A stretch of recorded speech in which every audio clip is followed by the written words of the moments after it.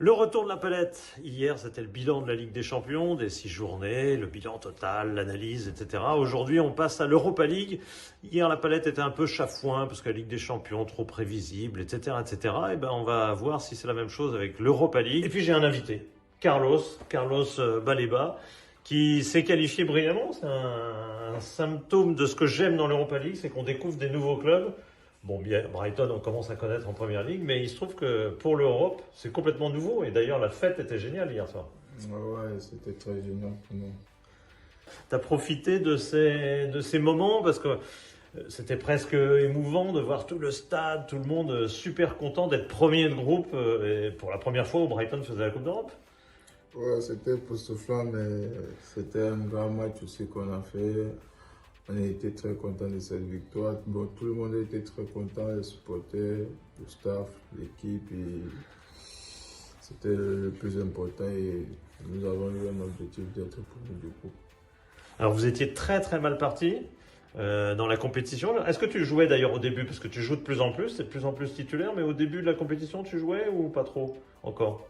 Non, je ne jouais pas trop encore. Ah ouais, donc c'est toi qui as amélioré l'équipe en fait. Non, c'est l'équipe qui s'est améliorée, c'est pas moi. Parce que vous êtes très mal parti. Défaite contre l'AEK Athènes au premier match à domicile.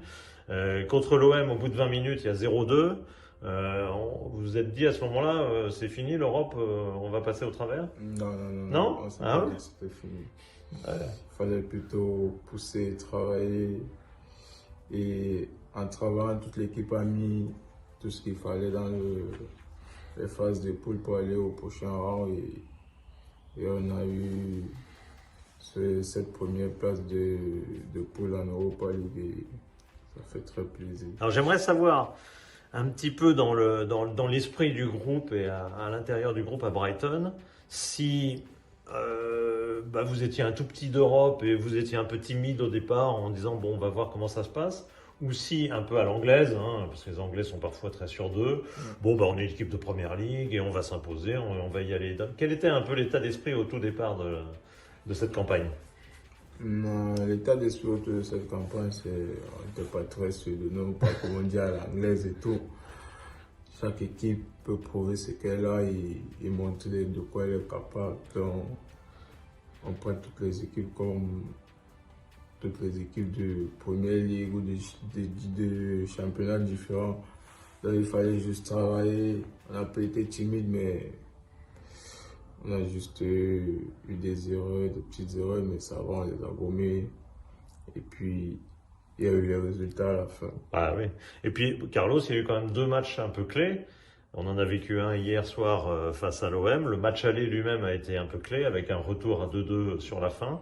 Ouais. Ça a basculé un peu là-dessus. L'OM a été un vrai contradicteur pour vous. Il y a eu un vrai match, hein. Deux vrais matchs. Ouais, il y a eu deux vrais matchs. L'aller, ils nous ont mené au score 2-0 et puis au vestiaire, on s'est bousculé, on s'est remonté le moral, puis nous sommes revenus en deuxième période, on a mis 2 buts. Et là, à la maison, il y a eu beaucoup d'intensité dans le match et on a beaucoup dominé le match. On a très bien joué et puis à la fin, on a été récompensé par un but par notre attaquant João Pedro qui l'a mis au fond des filets. Et pour terminer la victoire, c'est une victoire pour toute l'équipe, pour tout le monde, pour tout Brighton. Et ça a été un grand plaisir de participer à cette victoire-là.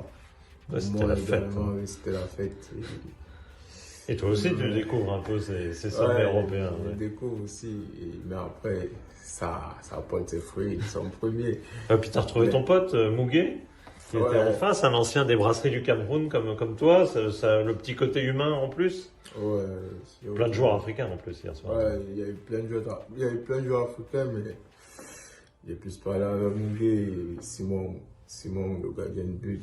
On n'a pas eu trop de temps à discuter de la partie. Alors, en général, je fais cette analyse un peu en chiffres. Alors, le premier chiffre, c'est le 1.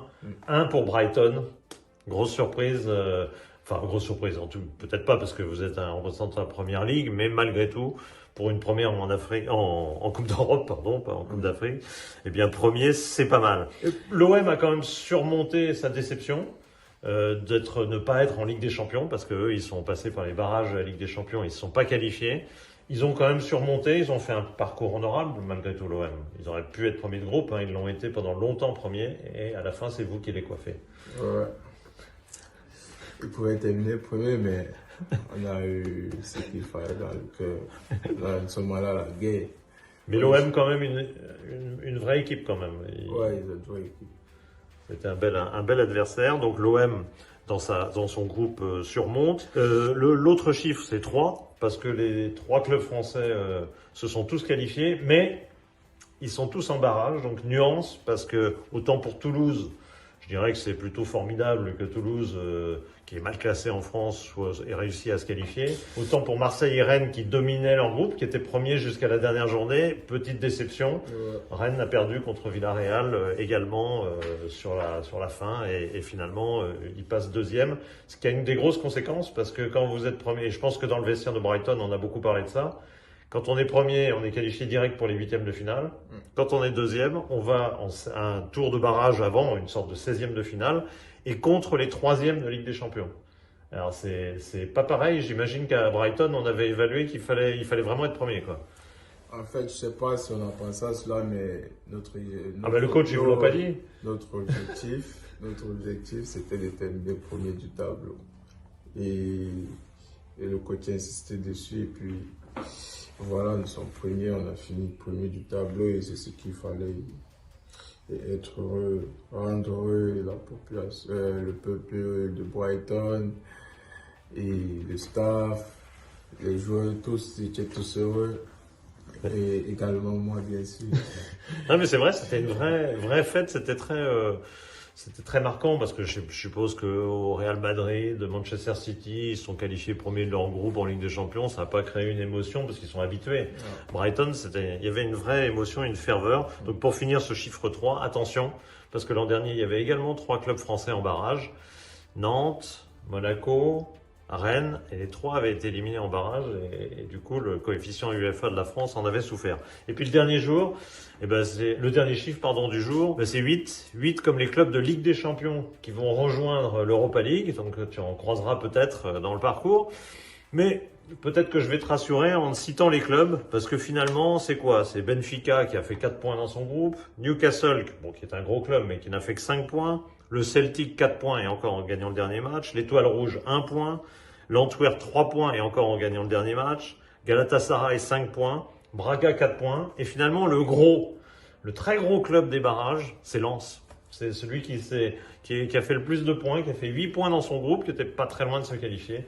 Mais il n'y a pas des cadors quand même. Bon, de toute façon, c'est pas le problème de Carlos, puisque tu évites ce tour-là, et toi tu rentres au tour suivant, tu es parmi les grands en huitième de finale déjà. Ouais. D'ici là, il y a autre chose aussi. Hein. C'est plus important. D'ici là, il y a plein de matchs. Arsenal ce week-end. C'est le prochain match qui est dans ma tête. C'est là que on prend match après match. Et puis, on va voir si on peut passer au huitième de finale. Pour le moment, c'est le match du week-end. Arsenal. Absolument, Carlos. Ouais. Match après match. Ouais. Merci, Carlos, d'avoir fait ce débrief avec nous de l'Europa League, donc qui nous a réjouis plus que la Ligue des Champions. C'est un beau paradoxe, ça. Ouais. Voilà la conclusion de la palette. Merci, Carlos. C'est rien. Allez, bonne chance encore dans cette Ligue Europa.